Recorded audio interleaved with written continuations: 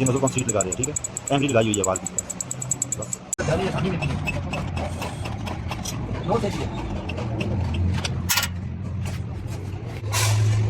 ये साफ करना है।